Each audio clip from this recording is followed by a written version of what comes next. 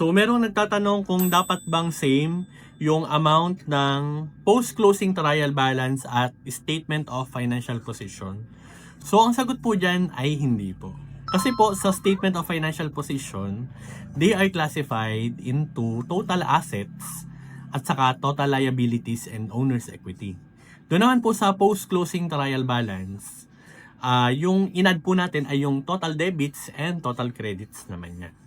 Okay? Pero magandang comparison po yan kasi kapag gumagawa ka ng post-closing trial balance at kulang ka na sa oras, ang magiging shortcut mo kasi dyan ay titingnan mo lang yung statement of financial position mo dahil dapat lahat ng account titles na nandun sa statement of financial position ay makita doon sa post-closing trial balance at yung lahat ng amount na nandun sa statement of financial position ay dapat na same doon sa nasa post-closing trial balance.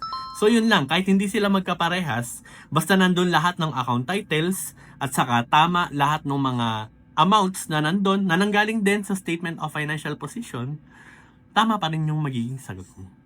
So kung meron kang tanong kagaya niya, pwede mo rin siyang itanong sa ating comment section or mag-message sa ating mga social media pages. Yun lang, bye-bye!